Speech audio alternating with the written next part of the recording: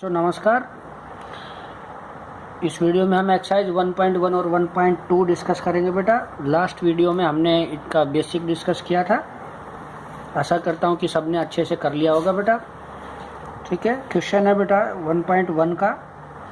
Late A is the set whose element 3 5, B is the set element 7 11 and R is the relation whose order pair A B such that A belongs to A and B belongs to B. A minus B is odd is an empty relation from A to B। कि भैया R एक relation है जिसके अंदर क्या आएगा A minus B odd, और ये मुझे शो करना कि एक एम्प्टी रिलेशन है सेट A टू B में।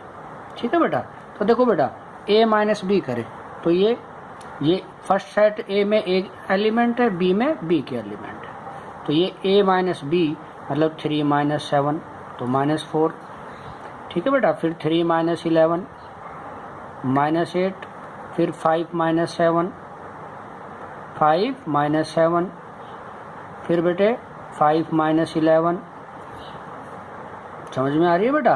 तो देखो ये जो बचे हैं ये नंबर ये सारे ओड है या इवन है? ये तो क्या है, इवन है, मतलब not odd, hence R is empty. Empty मतलब नल, जिसमें कोई भी एलिमेंट ना हो। तो अगर आर में अगर कोई एलिमेंट आता तो वो क्या आता कि ए माइनस बी करने पर जो ओड आता वो एलिमेंट, मान लीजिए कि भाई इन दोनों का सोल्व करने पर यहाँ ओड आ जाता, तो यहाँ इसके अंदर ऑर्डर पेयर क्या लिखता 3,7, लेकिन ओड तो आया ही नहीं कोई, इसलिए इसमें कोई भी एलिमेंट नहीं आएगा। ठीक है बेटा, नेक्स्ट क्वेश्चन है बेटा, R is the relation less than from A to B, write down element corresponding to R, find the inverse relation of R. कि भैया ए सेट दे रखा है मुझे, एलिमेंट है 1 2 3 4 5।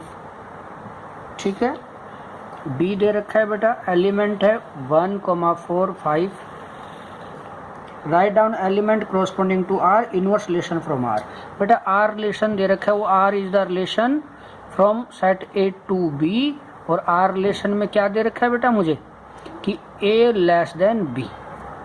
ठीक है, R is the relation less than from A to B। ठीक है, तो R के एलिमेंट लिखने, इसका मतलब कि जो ऑर्डर पेयर बनेगा बेटा कार्टेशियन प्रोडक्ट से, भाई 1 1 1 4 1 5, फिर 2 के साथ, फिर 3 के साथ, ऐसा सेकंड में बनेगा। तो मुझे R के अंदर वो ऑर्डर पेयर लिखना है जिसमें A लेस देन B हो। A का मतलब फर्स्ट सेट के एलिमेंट, B का मतलब सेकंड सेट के एलिमेंट। तो देखो बनाओ बेटा 1 1, तो 1 1 तो नहीं आएगा, 1 4, क्योंकि R के अंदर वो लिखना है जिसमें A less than B, first A का एलिमेंट है सेकंड B का, तो A लेस देन B 1 4। ठीक है, ऐसे बेटा 1 5, फिर 2 के साथ 2 1 गलत हो गया, 2 4 A लेस देन B, 2 5 ये भी ठीक है बेटा, फिर 3 के साथ 3 1 3 4 3 5, फिर बेटा 4 के साथ 4 1 4 4 4 5, और बेटा 5 के साथ 5 1 5 4 5 5, सारे गलत हैं। हमें तो वो लिखना है जिसमें A लेस देन B, ये R हो गया बेटा। अगर मुझसे पूछे R इनवर्स, इसका मतलब R इनवर्स मतलब जो R के ऑर्डर पेयर हैं इनमें इंटरचेंज कर दो बेटा ऑर्डर पेयर का। ठीक है, 2 4 का 4 2 हो गया बेटा, ये 5 2 हो गया, मतलब AB को BA बना देंगे बेटा, वो आपका हो गया इनवर्स 5 3 5। ठीक है, ये आर रिलेशन हो गया। ठीक है बेटा, यहाँ से ध्यान से समझिएगा बेटा, ये 1.1 और 1.2 दोनों के लिए ये क्वेश्चन काम करेंगे। ठीक है, if A is the set, A एक सेट दे रखा है बेटा, एलिमेंट है 1 2 3 4, आर उसका एक रिलेशन दे रखा है जिसके ऑर्डर पेयर है बेटा 1 1 1 2 2 2 2 3 3 3 4 4। ठीक है, A is the set whose element 1 2 3 4 and R is the relation element 1 1 1 2 2 2 2 3 3 3 4 4 is reflexive but neither symmetric nor transitive। ये शो करना है बेटा। बेटा ये इसी तरह के क्वेश्चन है, बहुत अच्छे से समझ लो। ठीक है, इस एक क्वेश्चन में लगभग दोनों एक्सरसाइज का काम हो जाएगा। फिर भी कोई डाउट बचे तो आप मुझसे पूछ सकते हो। ठीक है बेटा, तो देखो बेटा सबसे पहले क्या चेक करना है मुझे, रिफ्लेक्सिव रिलेशन। बेटा क्या डेफिनेशन थी, बोलो रिफ्लेक्सिव रिलेशन की डेफिनेशन क्या थी कि A belongs to R for all A belongs to given set, कि मतलब खुद का खुद से रिलेशन होना ही होना चाहिए। मतलब भाई ए सेट के जो एलिमेंट है उनका उन्हीं से रिलेशन आर में होना चाहिए। मतलब ए में 1 है तो आर में 1 1 होना चाहिए, 2 है तो 2 2, 3 3 4 4, ठीक है। इनके अलावा कुछ हो तो ठीक है, नहीं है तो ठीक है, लेकिन ये तो होने ही होने चाहिए। 1 1 2 2 3 3 4 4 तो चाहिए चाहिए। तो देखो बेटा आर में 1 1 भी है, 2 2 भी है, 3 3 भी है और 4 4 भी है। तो हम यहाँ लिखेंगे भाई 1 1 belongs to R, 2 2 belongs to R, कहाँ तक बेटा 4 4 belongs to R, hence R is reflexive. ठीक है बेटा, रिफ्लेक्सिव हो गया फर्स्ट। सेकंड कह रहा है बेटा सिमेट्रिक। तो बेटा सिमेट्रिक की क्या कंडीशन थी? सिमेट्रिक रिलेशन की कंडीशन क्या थी बोलो?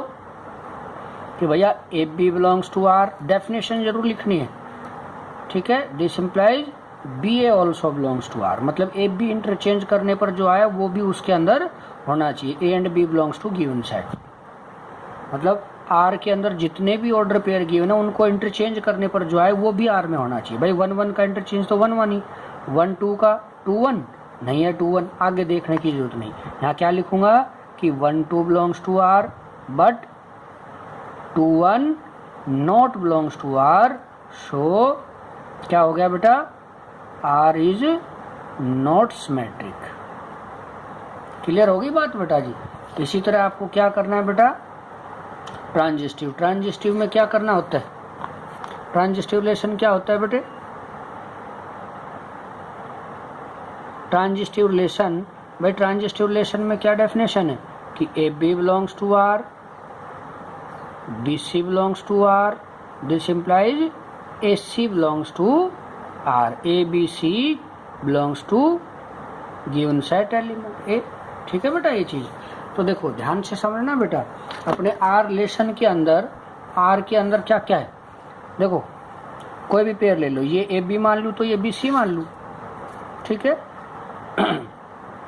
तो देखो यहाँ ए बी सी, तो ए बी का मतलब 1 2 है ये रहा, बी सी का मतलब 2 3 है, ए सी का मतलब 1 3। क्या है इसमें 1 3 नहीं है, मतलब भाई 1 2 belongs to R, 2 3 belongs to R, तो अब 1 3 होना चाहिए ना, but A C 1 3 not belongs to R, so not transitive. ठीक है बेटा, तो इससे रिलेटेड जितने भी क्वेश्चन है बेटा 1.1 और 1.2 दोनों के आपको करने हैं बेटा, ठीक है।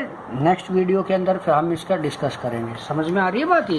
ये समझ में आए ना कि भाई हमारे पास ए बी भी है, बी सी भी है, लेकिन ए सी 1 3 नहीं है आर में, तो क्या कहेंगे कि ये नॉट ट्रांजिस्टिव। तो ये सारे क्वेश्चन आपको करने हैं बेटा, कल फिर मिलते हैं। Thank you.